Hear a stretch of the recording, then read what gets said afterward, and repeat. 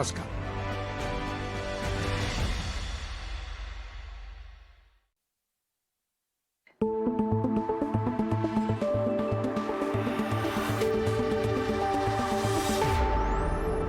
Share बाजार में बाजार या तो कभी बहुत ऊपर जाता है या बहुत ज्यादा गिरता है, और इसी उतार चढ़ाव के वक्त अगर आप अपने निवेश को बरकरार रखें तो आप अपने आर्थिक लक्ष्य और अपने आर्थिक सपने तक पहुंच सकते हैं।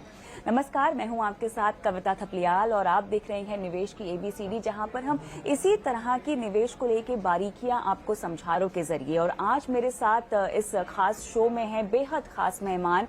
स्वागत करना चाहती हूं एक्सिस म्यूचुअल फंड के एमडी और सीईओ चंद्रेश निगम का। चंद्रेश जी, बहुत बहुत स्वागत है आपका निवेश की एबीसीडी में। बाजार की बारीकियों पर तो हम बात करेंगे ही करेंगे, लेकिन एक चीज जो जब भी आपका नाम जहन में आता है तो एक चीज जो हमेशा स्ट्राइक करती है, जो हमेशा याद रहती है, वो ये है कि आप उन फ्यू आवाजों में से हैं, इंडस्ट्री वॉइसेस में से हैं, जो हमेशा कहते हैं कि आपको बाजार में आ रहे उतार चढ़ाव से डरना नहीं है और आपको छोटी अवधि का नजरिया रखकर बाजार में नहीं आना है। आप हमेशा ये बात अपने हर इंटरव्यू में, लगभग करीब हर इंटरव्यू में निवेशकों को, दर्शकों को समझाते हैं, और आज के हालात में आपकी ये सलाह काफी मायने भी रखती है। मुझे बताएं, मौजूदा समय में वैसे तो जो आंकड़े आए हैं, अगर हम एसआईपी के इनफ्लोज की बात करें तो रिकॉर्ड हाई पर आए हैं। अप्रैल 2021 के मुकाबले अगर हम अब देखें तो 11,000 करोड़ के आसपास का एसआईपी इनफ्लो आता हुआ हमने देखा हुआ है, जो अपने आप में काफी बड़ा है, और इसलिए भी मायने रखता है क्योंकि बाजार में उतार चढ़ाव हमने काफी देखा है पिछले कुछ दिनों में, और हो सकता है कि आगे चलते हुए भी ये बना रहे। और आखिर बाजार का तो नेचर ही है उतार चढ़ाव वाला। लेकिन आज के संदर्भ में अगर आपको कोई एक सलाह देनी हो बाजार की चाल को ध्यान में रखते हुए लॉन्ग टर्म निवेशकों को, तो आप क्या कहेंगे? आपने सही बोला कि देखिए, इन्वेस्टर को बाजार में आने के लिए हम लोग क्यों बोलते हैं? इसलिए ही बोलते हैं ना कि आप इसमें medium to long term wealth creation कर सकते हैं। तो हमको बाजार में वो वेल्थ क्रिएशन फ्री में नहीं मिलेगा। उसके लिए थोड़ा हमको एक, जिसको बोलते हैं या फी बोलिए या एक मुआवजा जो मार्केट मांगता है, वो देना पड़ेगा। वो मुआवजा है वॉलेटिलिटी झेलने का। अब वो वॉलेटिलिटी आप कैसे झेलेंगे? पहली चीज, और मेरे ख्याल से सबसे इंपॉर्टेंट चीज यही है कि हमारी अप्रोच लॉन्ग टर्म होनी चाहिए। अगर हम रोज के उतार चढ़ाव से डर जाएंगे तो फिर हम इस मार्केट में इसकी जो अपॉर्चुनिटी है इसको एक्सप्लॉइट नहीं कर पाएंगे, इस मार्केट में रह नहीं पाएंगे। तो पहली चीज जो है वो है कि आप इसमें सोच के आए कि आप इसमें लॉन्ग टर्म के लिए आए हैं, बिकॉज शॉर्ट टर्म में मार्केट आपको कुछ भी रिजल्ट दे सकता है। कभी कभी हम बहुत खुश हो जाते हैं अगर हमारी शॉर्ट टर्म कॉल अच्छी चली जाती है, हम समझते हैं हम बहुत अच्छे इन्वेस्टर हैं, और कभी कभी वो कॉल गलत चली जाती है तो हम सोचते हैं ये बाजार हमारे लिए नहीं। पर मेरे ख्याल से इक्विटी मार्केट एक बहुत ही बढ़िया ऑप्शन है वेल्थ क्रिएशन के लिए for all our investors. So that is number one. फिर उसके बाद वो डिसीजन ले भी लिया, उसके बाद जो दूसरा काम है कि वो हम उसको एक लो फ्रिक्शन जिसको बोलते हैं कि आसानी से वो एक लॉन्ग टर्म कॉल लेके हम क्या करें, आई थिंक वो एक सेकंड स्टेप है। उसमें नंबर ऑफ चीजें हैं, उसमें एसआईपी है, जैसे आपने कहा, एसेट एलोकेशन के बारे में हम सब जानते हैं कि long term asset allocation maintain करके रखिए। ये 2-3 सिंपल चीजें हम करते रहेंगे तो एक लंबी अवधि के निवेशक हैं, तो ऐसे बहुत सिनेरियोज आपको दिखाई देंगे जहां बाजार की चाल बहुत नीचे गई है और यहाँ है मौजूदा हाल में। क्योंकि हम एक आम निवेशक के लिहाज से ये पूरी चर्चा कर रहे हैं, तो छोटे मोटे बाजार के ट्रिगर्स को लेके वो परेशान हो जाते हैं। आप हमारे साथ हैं, आप समझाएं कि उनकी बढ़ते केसेस जो हमें नहीं पता, शायद आगे चलकर बहुत सीरियस भी हो सकता है, ये बड़ी चिंता है बाजार के लिए और एक निवेशक के लिए। देखिए, चिंता तो जो है ना वो आपको बहुत ज्यादा, आप शॉर्ट टर्म जो चिंताएं हैं उसके बारे में सोचते रहेंगे तो एकदम पैरालाइज हो जाएंगे। अगर आप एक इक्विटी इन्वेस्टर हैं, हम क्यों एक आदमी को बोलते हैं, किसी भी इन्वेस्टर को बोलते हैं कि आप इक्विटी मार्केट में पैसा लगाएं? इसलिए नहीं कि मार्केट ये सब स्टॉक्स को ऊपर ले जाता है, बट इसलिए कि ये स्टॉक्स ऊपर इसलिए जाते हैं क्योंकि अंडरलाइन जो कंपनीज हैं, जो बिजनेस है, वो लॉन्ग टर्म में अच्छी ग्रोथ दिखाते हैं। तो हमारा मेजर चिंता हमारे पास ये होनी चाहिए कि क्या हम जिस कंपनी में या जिस सेक्टर में निवेश कर रहे हैं उसके प्रोस्पेक्ट्स कैसे हैं, क्या वो लॉन्ग टर्म में अच्छी ग्रोथ दिखा पाएगा। यही एक ही सवाल है मेरे ख्याल से जो इन्वेस्टर्स को फोकस करना चाहिए। अब हम रोज अगर और चिंताएं हमेशा रहती हैं, ऐसा कभी हुआ ही नहीं है कि किसी तरह का भी मार्केट हो, मार्केट एकदम बुल रन में भी हो तो भी चिंताएं हमेशा रहती हैं। कभी कभी हम उसके ऊपर फोकस नहीं करते हैं, वो एक सेंटिमेंट होता है। कभी जब पॉजिटिव सेंटिमेंट होता है तो हम चिंताओं के बारे में ज्यादा सोचते नहीं है, और जब नेगेटिव सेंटिमेंट होता है तो हमें सिर्फ चिंताएं दिखती हैं, क्या क्या खराबी हो सकती है वो। सो हमको इस सब से परे रख के we have to keep focusing कि जो रीजन है हमारा मार्केट में आने के लिए, हमें वेल्थ बनानी है। वेल्थ हमारी बनेगी जब हमारी जो इन्वेस्टेड कंपनीज हैं उनकी लॉन्ग टर्म में अच्छी ग्रोथ होगी। वो एक चिंता जरूर हमें हमेशा रखनी चाहिए कि भाई वो ग्रोथ आ रही है कि नहीं आ रही है। मेरे ख्याल से ओमिक्रॉन हुआ या आपने जो बाकी इन्फ्लेशन की बात कही, चिंताएं हैं, बट ये एक शॉर्ट टर्म इन्वेस्टर के लिए है कि ये 2 महीने में अनलॉक ट्रेड होगा नहीं होगा, ऐसे ऐसे। सो एज एन इन्वेस्टर आपको पूछना है कि मेरे लिए सही सवाल क्या है, क्या ये, और ये सवाल, तो ये सब सही सवाल है। ओमिक्रॉन का क्या इम्पैक्ट होगा, बिल्कुल सही सवाल है, बट क्या ये सही सवाल है लॉन्ग टर्म इन्वेस्टर के लिए? मेरे ख्याल से नहीं। सही सवाल जरूर ये हो सकता है कि क्या कोविड हमारे साथ हमेशा रहेगा और हमारी इकोनॉमी कभी भी ज्यादा ग्रो नहीं कर पाएगी? अगर वो एक आंसर, ये हमारी अप्रोच है, देन उसको हम लॉन्ग टर्म इन्वेस्टिंग में हमको उसको इनकॉर्पोरेट करना पड़ेगा। अदरवाइज ये सब जो शॉर्ट टर्म चिंताएं हैं, ये मेरे एक्सपीरियंस के हिसाब से हमेशा एक बाइंग अपॉर्चुनिटी रही है। कभी कभी ये चिंताएं बहुत बड़ी भी रही। आपने 2000 की .com बस्ट है, या 2001 में 9/11 है, या अभी कोविड है। आई थिंक हर बार बाजार ने आपको यही दिखाया है कि ये जो सब, कभी कभी मार्केट एकदम से बाउंस बैक भी कर सकता है, कभी नेक्स्ट 3-5 इयर्स में भी बहुत टाइम लग जाता है, पर इवेंचुअली अगर कंपनीज अच्छा करती रहेंगी तो आपका रिटर्न वापस आ जाएगा। तो ये सब चिंताएं, मैं ये नहीं कहता एकदम उसको छोड़िए ग्रोथ, कभी कभी ये छोटी चिंताएं बड़ी चिंताएं भी बन जाती हैं, और कभी आपकी कंपनीज के लिए, कुछ कंपनीज के लिए उनका लॉन्ग टर्म इफेक्ट भी हो सकता है। पर शॉर्ट टर्म चिंताओं के में जो है हम अपने आप को इतना उलझा लेते हैं कि हमको अपना एंड गोल जो है वो फोकस से बाहर हो जाता है। तो वो फोकस रखिए। हाँ, जो लोग ट्रेडर्स हैं या शॉर्ट टर्म पोजीशंस लेते हैं, उनको इन सब चीजों के बारे में ज्यादा वरी करना चाहिए। अभी आप लोग जो हम लोग जिनको गुरु मानते हैं, वॉरेन बफेट और इन सब लोगों की तरह, वो लोग तो यही बोलते हैं भाई जो मैक्रो पोजीशन है और ये जो थिंग है, इसको फोरकास्ट करना बहुत मुश्किल है पहली चीज, और इसको फोरकास्ट करके आप कीजिए भी क्या करेंगे आप इसके ऊपर? आइडिया शुड बी कि भाई हम बहुत बढ़िया कंपनी में निवेश करें जो अच्छी ग्रोथ कर सकेंगी, और इंडिया में ऐसी बहुत कंपनी है, तो हम जो पॉजिटिव है उसके ऊपर ज्यादा ध्यान दें बनस्पत के कि शॉर्ट टर्म परेशानियों के बारे में।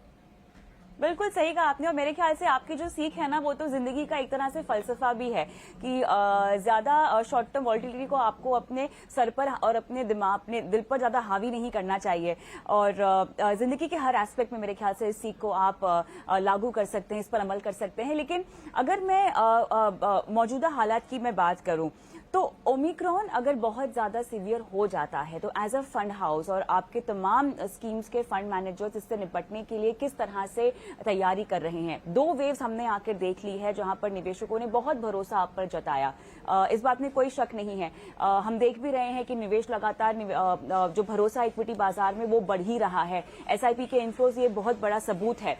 लेकिन अब ओमिक्रॉन की स्थिति को देखते हुए, इस संकट को देखते हुए, भले ही ये शॉर्ट टर्म हो, चंद्रेश जी, किस तरह से एज एन AMC और आपके फंड मैनेजर्स इससे निपटने के लिए तैयार हैं?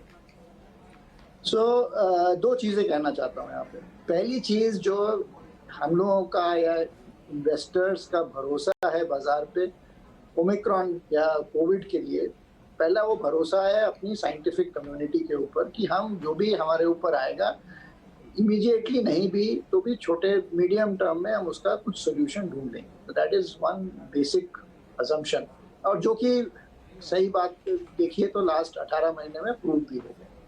दूसरी चीज जो आपने बिल्कुल सही कही कि इसका इम्पैक्ट बाजार पे बिल्कुल होगा। अगर फिर से एक लॉकडाउन होगा, फिर से 2-3 महीने में इकोनॉमिक ग्रोथ स्लो डाउन होगी, तो इसका इम्पैक्ट बाजार पे बिल्कुल होगा। इसका इम्पैक्ट उन सेक्टर्स पे जहाँ पे फिजिकल प्रॉक्सिमिटी जिसको हम कहते हैं, या फिजिकल नियरनेस चाहिए, जैसे कि आपके होटल्स वगैरह, इन सब कंपनीज के ऊपर काफी इम्पैक्ट हो सकता है।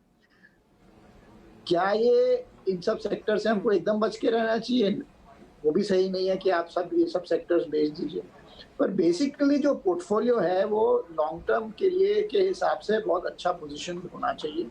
उसको ये सो जो पूरा एक्सपोजर है to sectors which can be really affected by a lockdown, उस पे निवेश हमेशा इन दिस सिनेरियो में हम कम ही रखेंगे।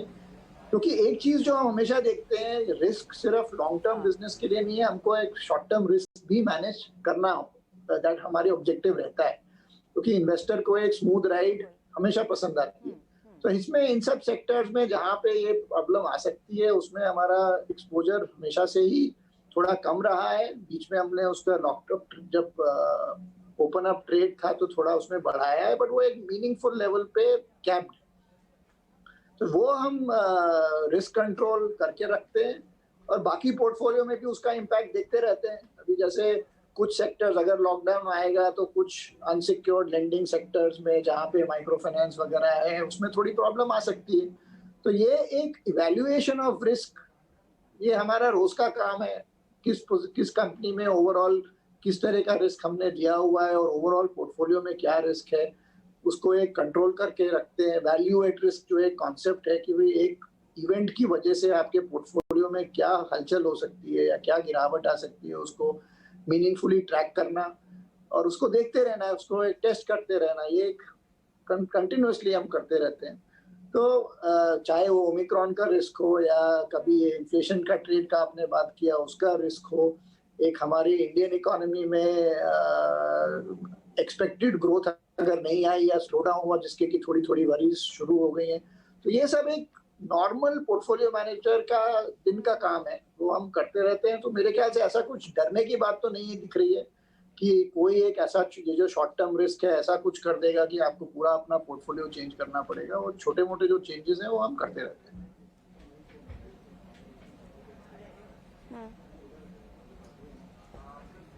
बिल्कुल, लेकिन ऐसे माहौल में अल्फा जनरेट करना कितना मुश्किल या कितना आसान हो जाता होगा आपके लिए?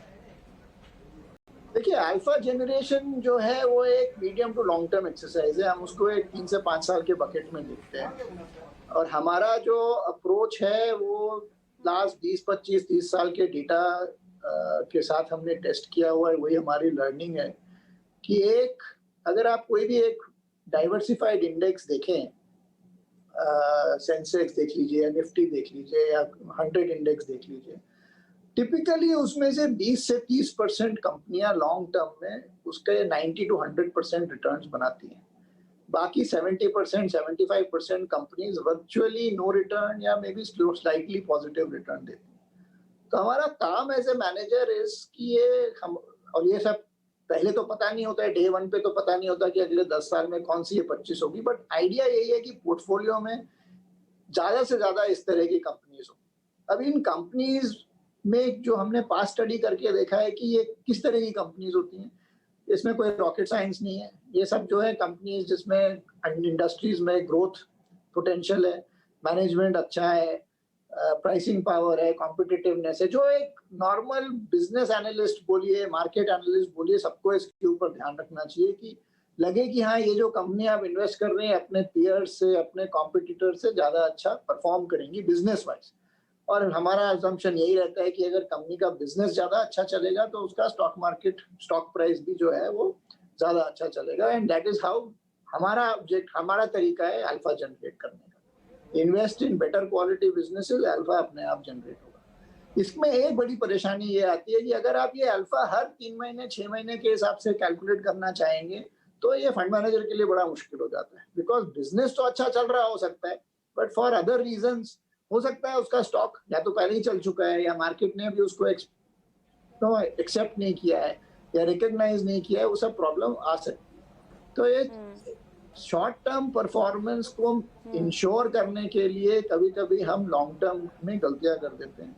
इसीलिए फंड मैनेजर को एक सिंगल ऑब्जेक्टिव है, 3 से 5 साल के ऊपर आप अल्फा जनरेट करके दो। Ultimately that is what adds value to the investor, वही हमारा फोकस है। और अच्छी कंपनीज को आइडेंटिफाई करना, उनमें इन्वेस्ट करना, लास्ट 10-12 साल में यही तो हमारा हमने ट्रैक रिकॉर्ड बनाया है and we are continuing with that strategy. Chandresh ji, अक्सर हम देखते हैं कि बाजार में जब उतार चढ़ाव होता है या जिस भी तरह की महामारी की मार हमने बाजार पे आती हुई देखी है, उसके बाद जब भी इस तरह कुछ होता है ना, तो नए नए तरह के ट्रेंड्स हमें आते हुए दिखाई देते हैं, नई नई तरह की निवेश फिलॉसफीज आती हुई हमें दिखाई देती हैं, जिस पर निवेशक अमल करना चाहते हैं। तो अब की बार भी जब महामारी की मार पड़ी है ना, तो हमने देखा है कि बहुत नए नए तरह के ट्रेंड अब बाजार में आते हुए दिखाई दे रहे हैं, भले ही वो इन्वेस्टमेंट प्रोडक्ट्स को लेकर हो या इन्वेस्टमेंट ट्रेंड्स को लेकर हो। इन्वेस्टमेंट ट्रेंड्स की अगर मैं बात करूं तो हम देख रहे हैं कि एएमसीज एनएफओज लॉन्च कर रही हैं, अंतर्राष्ट्रीय बाजार की ओर एएमसीज का बहुत बड़ा रुझान है। लगातार हम देख रहे हैं कि अंतर्राष्ट्रीय फंड्स लॉन्च किए जा रहे हैं। एक क्रिप्टो करेंसी का भी एक ट्रेंड है जिसको लेकर निवेशकों में बहुत ज्यादा उत्साह है। इन नए ट्रेंड्स को लेकर आपकी क्या राय है और किन नए ट्रेंड्स को हमें अपनाना चाहिए अपनी निवेश की राह में, अपने निवेश के सफर में? क्या सलाह देंगे आप? बहुत ही बढ़िया सवाल है ये। हम लोग एक्सिस में यही सोचते आ रहे हैं कि एक इन्वेस्टर को सिर्फ एक लार्ज कैप फंड या मल्टी कैप फंड, जो कि एक बहुत इंपॉर्टेंट पार्ट है उसके पोर्टफोलियो के लिए, सर्टेनली उसके पोर्टफोलियो के लिए, वो तो एक उसमें कोर इन्वेस्टमेंट जिसको हम बोले वो तो इम्पॉर्टेंट है ही है। पर जो आपने बात कही इंटरनेशनल इन्वेस्टिंग की, डाइवर्सिफिकेशन ऑल्सो, वहाँ पे इतनी सारी अपॉर्चुनिटीज जो आ रही हैं उसको कैसे एक्सप्लॉइट किया जाए, तो इंटरनेशनल फंड्स वगैरह कैसे इन्वेस्टर को उनके बारे में बताया जाए और उसमें उसका इन्वेस्टमेंट लाया जाए। 2-3 बड़े ट्रेंड्स हैं जो कि कोविड से पहले भी थे, जैसे इंटरनेशनल इन्वेस्टिंग की आपने बात करी, ये पहले भी, उसके पहले भी हम लोगों ने ऑलरेडी फंड्स लॉन्च करे थे कि भाई इंटरनेशनल इन्वेस्टिंग इन्वेस्टर्स को करनी चाहिए। दूसरी, टेक्नोलॉजी का जो मेजर इम्पैक्ट आ रहा है और हर इंडस्ट्री में आ रहा है, सिर्फ टेक कंपनीज जिनको हम बोलते हैं उसमें नहीं, बट हर इंडस्ट्री में टेक्नोलॉजी को कैसे यूज करें सर्विस के लिए, कस्टमर को ऑनबोर्ड करने के लिए, कस्टमर को सर्विस करने के लिए, बेटर शेयर ऑफ वॉलेट लेने के लिए, वो सब चीज़ हर कंपनी को मेरे ख्याल से सीखना है। और कोविड की वजह से ये सब जो चेंजेस जो हम ऑलरेडी कंपनीज में देख रहे थे वो सब एक्सीलरेट हो गया है। उसकी वजह से जो ये जो एक्सीलरेशन हुआ है, इसकी वजह से और नई अपॉर्चुनिटीज आई हैं। जो कंपनीज इस प्रोसेस को सपोर्ट कर रही हैं या जो कंपनीज इस प्रोसेस में ऑलरेडी थी बट उनका ग्रोथ बहुत फास्ट हो गया है, वो एक नई अपॉर्चुनिटी बन के मार्केट में आई है। तो एक जो हम लोगों की वरी हुआ करती थी लेट्स से 2019 में कि हमारी जो इकोनॉमी की जो ग्रोथ है, it is not supporting growth of large number of companies, मतलब बहुत ज्यादा कंपनीज को उससे फायदा नहीं हो रहा था। वो सडनली एक ट्रांसफॉर्मेशन हो गया है लास्ट 18-20 महीने में। और अब जो इन्वेस्टमेंट यूनिवर्स जिसको बोल सकते हैं कि कंपनीज जो अगले 3-5 साल तक हाई ग्रोथ दिखाएंगी, उसमें काफी ज्यादा बढ़ोतरी हो गई है। तो उसको अब कैसे हम इन्वेस्टर्स के पास ले जाएंगे? एक तरीका तो है कि भाई आप उसको एग्जिस्टिंग फंड्स में ही ले लीजिए, which is what I think most people are doing. Large cap में तो खैर ज्यादा पोटेंशियल नहीं था, बट मिड कैप और स्मॉल कैप पोर्टफोलियोज इंपॉर्टेंट हो गए हैं। सो इन्वेस्टर्स को जो पहले हम कहते थे कि मेनली लार्ज कैप पोर्टफोलियो रखने चाहिए, मेरे ख्याल से बैलेंस पोर्टफोलियो रखने चाहिए, क्योंकि मिड और स्मॉल में भी अच्छी अपॉर्चुनिटीज हम देखने को हमें दिख रही है। दूसरा एक इम्पॉर्टेंट एरिया है जो new companies, new age companies, कुछ उसमें से लिस्ट होनी शुरू हो गई हैं, काफी अभी भी अनलिस्टेड स्पेस में है। तो अनलिस्टेड स्पेस में पार्टिसिपेट करना तो मुश्किल है, पर सम प्रोडक्ट्स जिससे कि ये इस पर्टिकुलर एरिया में फोकस किया जा सके, क्योंकि इन सब नई कंपनीज में वेल्थ क्रिएशन अपॉर्चुनिटी ज्यादा है, रिस्क भी ज्यादा है, पर इन सब में अपॉर्चुनिटी भी ज्यादा है। तो इसमें एक फोकस करके या तो किसी एग्जिस्टिंग फंड में जहां ये कंपनीज में इन्वेस्टमेंट हो रहा है, या एक स्पेशल फंड में इन कंपनीज में जाए, या इंटरनेशनली जो फीडर फंड्स हैं उसमें इनोवेटिव कंपनीज में जाना, मेरे ख्याल से एक एलोकेशन बहुत ज्यादा जरूरी हो गया। तो थोड़ा सा रीबैलेंसिंग जो एसेट एलोकेशन में है वो आज की तारीख में जरूरी है। ऐसा नहीं है कि ये सिर्फ आज ही हुआ है। इनोवेशन, जैसे मैंने कहा, इंटरनेशनल आपको जाना है, ये सब हम पिछले 4-5 साल से कर रहे हैं। ये जो होल प्रोसेस है ये बहुत स्पीड अप हो गया है। और सबसे ज्यादा इम्पोर्टेंट, इन्वेस्टर्स, जैसे आपने कहा, people are looking at crypto also, लोग नए नए एवेन्यूज देख रहे हैं, क्योंकि मार्केट अब इस सब चीजों के लिए काफी पॉजिटिव है और रिसेप्टिव है। तो हम एएमसीज भी अब इन सब प्रोडक्ट्स में, इन सब एवेन्यूज में ज्यादा जोर लगा के इन सब में इन्वेस्टर्स को एक सोल्यूशन देने की कोशिश कर रहे हैं। तो ऐसे में चंद्रेश जी, एक और ट्रेंड जो हम देख रहे हैं वो है पैसिव इन्वेस्टिंग का। इंडेक्स और ईटीएफ के जरिए भी लोगों में, निवेशकों में काफी रुझान है अपने निवेश की रणनीति को डाइवर्सिफाई करने का, अपने पोर्टफोलियो को डाइवर्सिफाई करने का। कितना तवज्जो, कितना ध्यान आपको पैसिव इन्वेस्टमेंट की ओर देना चाहिए? क्योंकि आपने जिक्र किया कि आप रीबैलेंस कर सकते हैं अपने पोर्टफोलियो को, क्योंकि बाजार इस वक्त तमाम इन्वेस्टमेंट इंस्ट्रूमेंट्स को पॉजिटिवली भी ले रहा है, तो आपको डाइवर्सिफिकेशन के लिहाज से नए नए एवेन्यूज को कंसिडर करना चाहिए। तो ऐसे में पैसिव इन्वेस्टिंग की मैं बात करूं, इंडेक्स और ईटीएफ्स को पोर्टफोलियो में कैसे शामिल करें? बहुत ही बढ़िया सवाल है। अगेन सी, आई थिंक हमको एक चीज बहुत बेसिक तरह से समझ लेनी चाहिए। इन्वेस्टर्स को एक्टिव फंड या पैसिव फंड या कोई भी फंड, ऐसी कोई जरूरत नहीं है। इन्वेस्टर को चाहिए पोर्टफोलियो, उसको चाहिए exposure to high growth well performing companies जिसमें उसका लॉन्ग टर्म वेल्थ बन सके। अब वो एक पोर्टफोलियो आपको बनाने के लिए आप कई सारे ऑल्टरनेटिव ले सकते हैं। आप एक एक्टिव फंड ले सकते हैं, आप एक पैसिव फंड ले सकते हैं, आप हो सकता है डायरेक्ट इन्वेस्टमेंट कर सकते हैं, आप पोर्टफोलियो मैनेजमेंट कंपनीज की तरफ जा सकते हैं जो थोड़े हाई नेटवर्थ इंडिविजुअल्स हैं, आप इंटरनेशनल जा सकते हैं, फीडर फंड में जा सकते हैं। तो एक अच्छा पोर्टफोलियो बनाने के लिए कई अपॉर्चुनिटीज हैं। म्यूचुअल फंड्स और पैसिव फंड्स और एक्टिव फंड्स एक बहुत बढ़िया तरीका है, एक कंटेनर बोलना चाहिए कि आपको वो एक पोर्टफोलियो देता है। अब बात आई एक्टिव वर्सेस पैसिव की। अब तो मेरा थॉट इसमें ये है कि कोई भी आदमी जो है पोर्टफोलियो के लिए दोनों यूज कर सकता है और दोनों यूज करना चाहिए। It is not active versus passive, it is active and passive. क्योंकि मेरा मानना ये है कि आप कोई भी स्ट्रैटेजी, अगर जैसे आप डाइवर्सिफाइड स्ट्रैटेजी करते हैं और वो अगर आपकी कोर स्ट्रैटेजी है, लॉन्ग टर्म के लिए है, तो उसमें एक्टिव में जाना बेटर है क्योंकि आपको उसमें अल्फा का बेनिफिट मिलता है।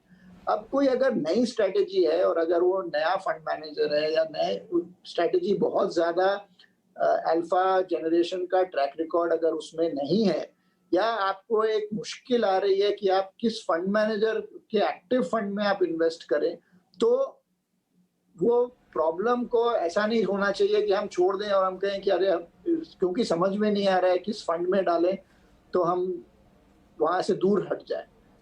उस केस में आप एक पैसिव स्ट्रेटेजी भी ले सकते हैं। दूसरे, कभी कभी ऐसा होता है कि ये सब पैसिव जिसको हम बोलते हैं, एक तो आपका कोर पोर्टफोलियो हो गया और एक आपका हो गया एड ऑन या सैटेलाइट पोर्टफोलियो जिसको बोलते हैं। जहाँ पे सैटेलाइट पोर्टफोलियो है, जहाँ पे आपने बहुत लॉन्ग टर्म इन्वेस्टमेंट के बारे में सोचा नहीं है, वहाँ पे may be it is better to take passive products, क्योंकि जो एक्टिव फंड मैनेजर है वो जरूरी नहीं है कि वो आपके टाइम फ्रेम के अंदर आपको अल्फा जनरेट करके दे दे, अगर आपका शॉर्ट टर्म ओरिएंटेशन है। तो फर्स्ट थिंग इज कि आपको कैसा पोर्टफोलियो चाहिए। उसके बाद आप ये देख सकते हैं कि कौन से फंड या कौन सी एसेट क्लास या कौन सी तरह की कंपनी उसमें आ जानी चाहिए, क्या एक्टिव आप उसमें आइडेंटिफाई कर पाते हैं। लॉन्ग टर्म है तो बिल्कुल एक्टिव में जाइए, शॉर्ट टर्म है तो पैसिव में जाइए। कुछ एरियाज हैं इंटरनेशनल जहाँ पे ज्यादा करके हमको पैसिव बेटर लगते हैं, वहाँ पे भी एक्टिव फंड्स अच्छे हैं, फंड ऑफ फंड स्ट्रक्चर्स जो है, फीडर फंड्स है, सब है। तो इसमें एक अच्छा मिश्रण हो सकता है और आप अपना एक portfolio long term, short, medium term के हिसाब से चूज कर सकते हैं कि कहाँ पे आपको पैसिव करना है और कहाँ पे एक्टिव। आप जब भी आते हैं हमेशा समय कम पड़ जाता है चंद्रेश जी, लेकिन अब लगभग शो समाप्त करने का समय है। लेकिन जाते जाते मुझे आपसे ये जरूर जानना है कि आपका निवेश का सफर कैसे शुरू हुआ, आपका पहला निवेश क्या था और क्या आपने भी कोई निवेश में कभी कोई गलती की है? नहीं, गलती नहीं करेंगे तो सीखेंगे ही नहीं, तो गलतियां तो हमेशा ही हुई हैं। अभी मुझे याद नहीं है एग्जैक्टली फर्स्ट इन्वेस्टमेंट क्या था, बट हाँ, इक्विटी मार्केट तो 30 साल से जैसे मतलब हर रोज मेरी जिंदगी का एक पार्ट है। तो इन्वेस्टमेंट्स तो इसमें हमने बहुत इन्वेस्टमेंट्स किए हैं। पर्सनल इन्वेस्टमेंट्स तो अब नहीं है, अब तो हम सब फंड्स के थ्रू ही इन्वेस्ट करते हैं। बट शुरू में जो मैं बोलूँ लॉन्ग टर्म था, हम लोग फोकस करते थे कि भाई कौन सी कंपनीज में अगले साल 2 साल में ग्रोथ अच्छी आने वाली है, और उससे बहुत सीखा कि भाई 1-2 साल में अगर आप फोकस करेंगे तो लॉन्ग टर्म रह जाएगा। और कभी कभी इन कंपनीज में 1-2 साल तो बहुत बढ़िया रिटर्न कंपनी ने अच्छा किया, पर उसके बाद मार्केट को भी समझ आ गया कि इन कंपनीज में बहुत ज्यादा लॉन्ग टर्म सस्टेनेबिलिटी या स्ट्रेंथ नहीं है, and I lost a lot of money there. So I think वहीं से ये थॉट प्रोसेस आया है कि जो भी आप करिए रिस्क पहले कंट्रोल करना है, विच मीन्स जो आप वैल्यू आज शेयर के लिए दे रहे हैं उसमें लॉन्ग टर्म वैल्यू होनी चाहिए, बरकरार रहनी चाहिए। वो जो प्राइस आप दे रहे हैं उतनी वैल्यू होनी चाहिए। अगर वो आप इतने इंश्योर कर दिया so you will not lose much money in the medium term, और फिर आप ग्रोथ अगर उसमें अच्छी आएगी तो आपका पैसा बन जाएगा। तो पर्सनल जर्नी बहुत दोनों तरफ से, कभी शॉर्ट टर्म में बहुत पैसा भी बनाया, कभी बहुत खोया भी, बट उस सब से काफी सीखा। और उसका निचोड़ यही है कि मार्केट ने हमको बहुत अपॉर्चुनिटी दी हुई है वेल्थ बनाने की। हमको शॉर्ट टर्म वॉलेटिलिटी से डरना नहीं है, लॉन्ग टर्म पे फोकस रखना है। ये सब 300-400 high value wealth creating companies, we are very lucky कि ये है बाजार में। आप इनमें स्टेक खरीद सकते हैं, इनके ग्रोथ के साथ पार्टिसिपेट कर सकते हैं। वही हमारा सबका फोकस होना चाहिए वेल्थ क्रिएशन के लिए। यही मेरी अंडरस्टैंडिंग और लर्निंग रही है, और यही हम फंड में भी कर रहे हैं। और इन्वेस्टर्स को भी इसमें, हमारे इन्वेस्टर्स की बहुत ज़रूरत है कि इसमें पार्टनरशिप होनी चाहिए। उनको भी सेम अप्रोच के साथ फंड्स में इन्वेस्ट करना चाहिए या नॉर्मल इन्वेस्टमेंट भी करना चाहिए। और बाजार में वेल्थ क्रिएशन अपॉर्चुनिटीज बहुत ज़्यादा है। शॉर्ट टर्म पे ज़्यादा फोकस करके अपने आप को पैरालाइज करना या गलत डिसीजन लेना, इसको थोड़ा अलग, इसको समझ लेना चाहिए और नहीं करना चाहिए। बहुत बहुत शुक्रिया। आपने अपनी सफर का एक हिस्सा, आपकी निवेश की जर्नी का एक हिस्सा आपने जो है हमें सिखाया, और दर्शकों को उसके जरिए आपने इंस्पायर किया, प्रेरणा दी। बहुत बहुत शुक्रिया चंद्रेश जी, समय निकालकर हमसे बात करने के लिए। इस खास चर्चा में हमारे दर्शकों को निवेश की राह में आगे बढ़ाने के मकसद से आपने जो भी सीख दी है, हम उम्मीद करते हैं कि वो इस पर जरूर अमल करें। बहुत बहुत शुक्रिया। धन्यवाद आपका बहुत ज्यादा। मुझे बड़ा अच्छा लगा यहाँ पे अपनी जर्नी और अपने एक्सपीरियंस को थोड़ा शेयर करने का। I hope it is helpful for your investors. Thank you very much.